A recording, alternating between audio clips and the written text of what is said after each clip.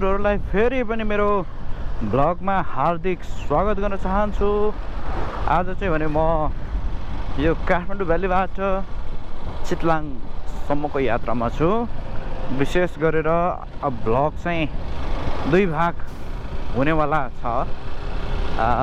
यहाँबाट म चितलाङ गइसकेपछि चितलाङको चरण भन्ने ठाउँलाई विशेष त्यहाँको दृश्यहरू तपाईँहरूलाई देखाउने छु भने त्यसपछि यता एउटा नस्पति बगान समथिङ त्यस्तै म अलिकति नयाँ नौलो छु र नयाँ छु, त्यो ठाउँहरू पनि मैले तपाईँलाई देखाउने छु तपाईँहरूलाई है त। त्यही भएर यो भिडियोलाई तपाईँहरूले अन्तिमसम्म हेरेर साथ दिनु होला, मनोरञ्जन लिनु होला र रमाइलो हुनेवाला छ। म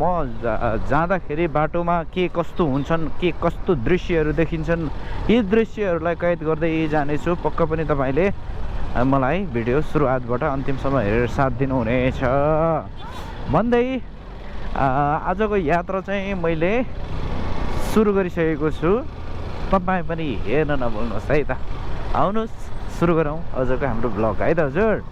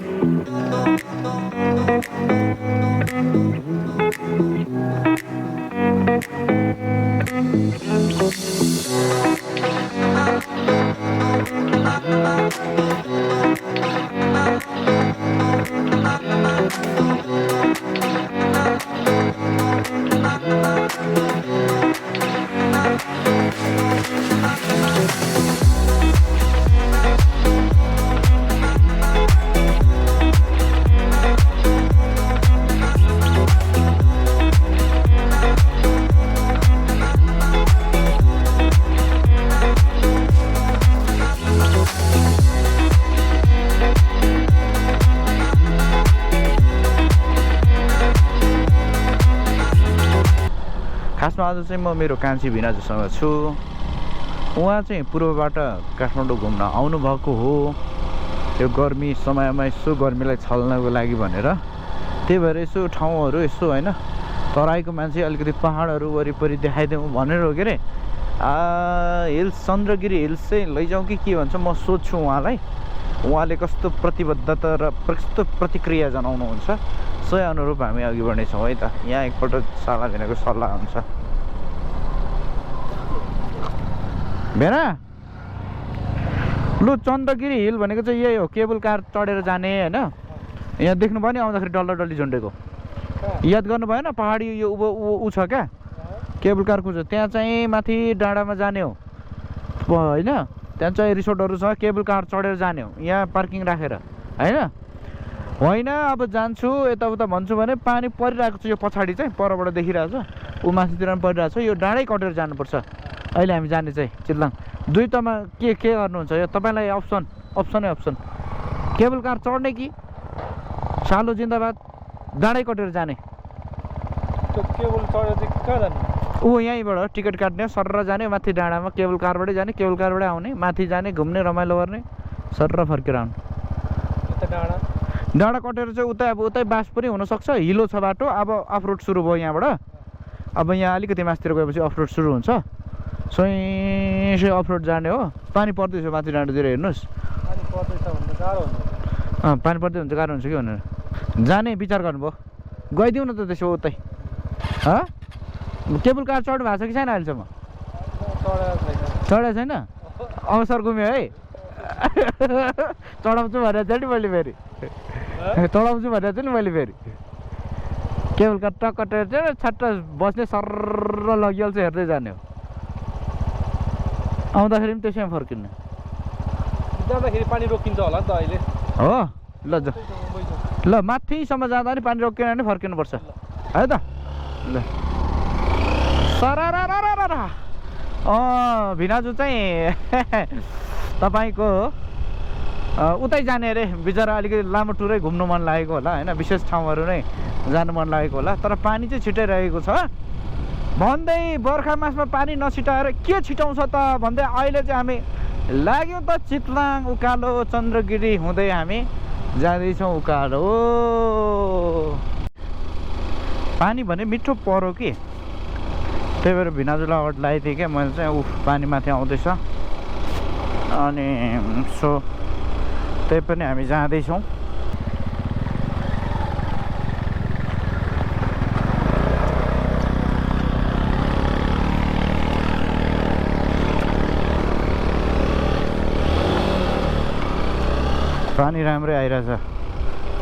पानी राम्रै आइरहेछ गोब्रो चाहिँ भिज्ने भयो यसलाई चाहिँ सायद जोगाउनु पर्छ होला क्या है उताबाट आउँदैछ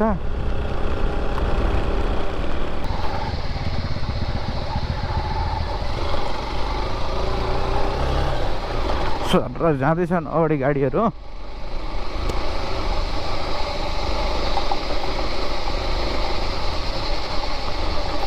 सबै अफरोड बाइक चाहिँ एकपल्ट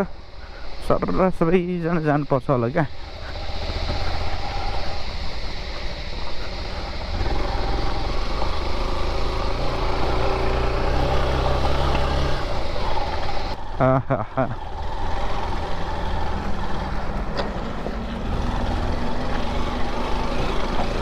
त्यो रमाइलो दृश्य देखेर चाहिँ मैले थोरै यहाँ खिच्च्या हो निर्माण कार्य पनि भइरहेको रहेछ तीव्र छ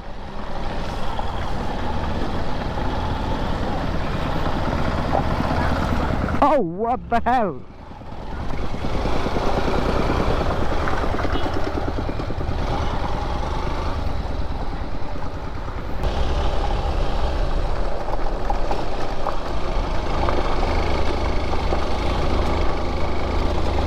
भिनाजु हिँड्दैछन् हेर्नु भिनाजु पेल्नु कुद्दैन क्या हौ स्कुटर तान्दैन क्या हौ ल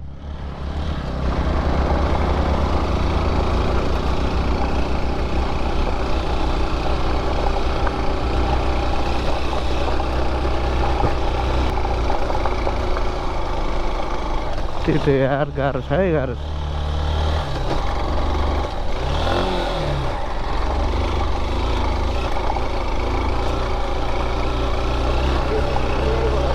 यहाँबाट ओह्रालो यहाँबाट उँधो ओहो यहाँ त एकदमै त्यो ऊ नै बसिसकेको होला क्या अब बाटो अप्ठ्यारै पनि छ नि त यहाँ त यार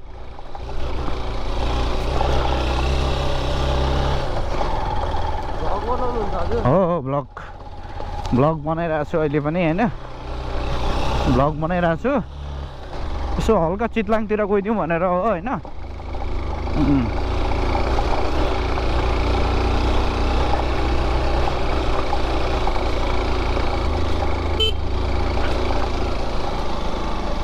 भिनाजु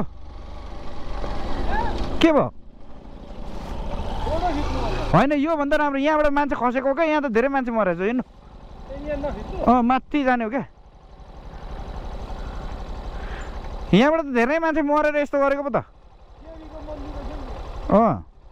सेती देवी ल सेती देवी माइकी जय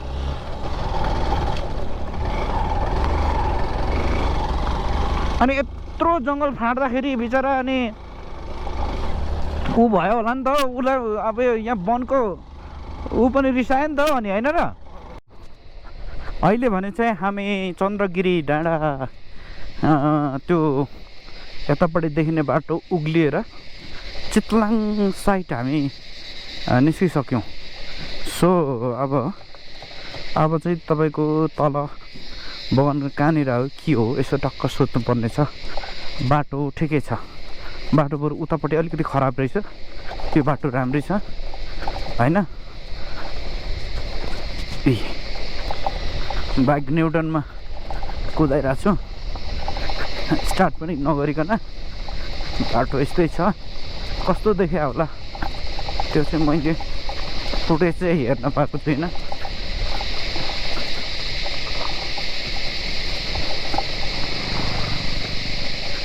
हिँड्नु हिँड्नु छोडिदिनु भएन ब्रेक नलाई हिँड्नु पेल्नु न पेल्नु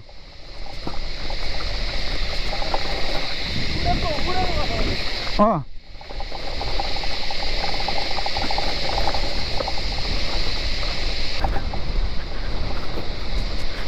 सलीला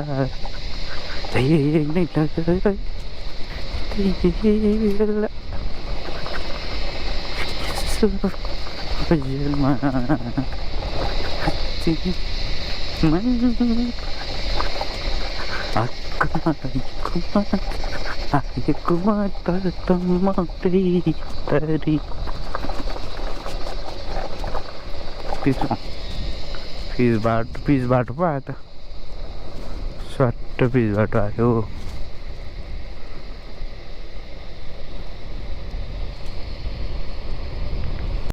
प्रकृति भन्दा सुन्दर अरू कहाँ छ र प्रकृति भन्दा सुन्दर अरू के नै छ र भने जस्तै हजुर हेर्नु न हजुर कस्तो राम्रो हो कति राम्रो होला यो हरियाली वन जङ्गल आहा अहिले चाहिँ म लगभग सितलाङ भन्ने एरिया झरि नै सकेको अवस्था है झरि नै सकेको छु बगान छ अरे एउटा बगान के कसो कता यसो हेर्नु पर्ला क्या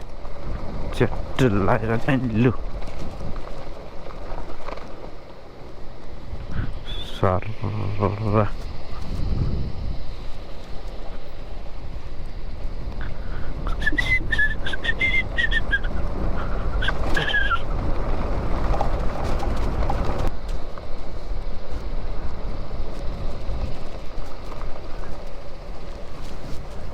माथिबाट नै बाइक त स्टार्टमा छैन बाइक अफको अफमा आनन्दले आउने रहेछ सर ए भाइहरूलाई सोध्छु है म भाइ यहाँ बगान कहाँ हो बगान नस्पति बगान कुन चाहिँ कहाँ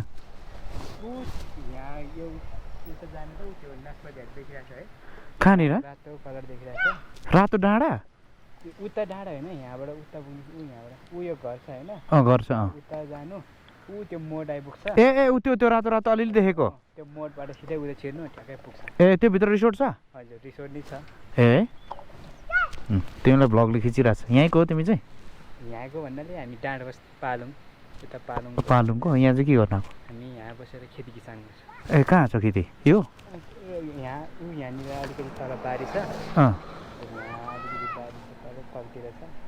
ए ल ठिक छ ल गयो ल भाइ थ्याङ्क यू जस्ट भाइले ऊ त्यो रहेछ देखायो होइन यता राम्रै छ क्या तपाईँको नि आहा चरन बाख्रा चरन चराएर कति राम्रो आमा बाख्रा चराउनु भएको आमा ल है ल बाख्राहरू हुर्केछन् पाठाहरू भुइँराजु अगाडि छन् जस्ट यता चाहिँ ठाउँ बनायो भने दामी खालको ठाउँ हो क्या यो है आहा कति राम्रो त्यस्तै देखिन्छ जसमा चाहिँ राम्रो लाग्यो है यहाँको विशेष त चाहिँ तपाईँको यो बडो एकदमै राम्रो लाग्यो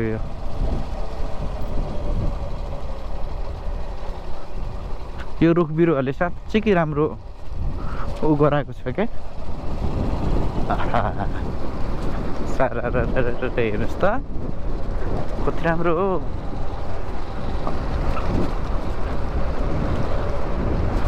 ल यता हेर्नु त आहा कति राम्रो यो गाउँतिर होइन सट्ट छ नि जाउमा सट्ट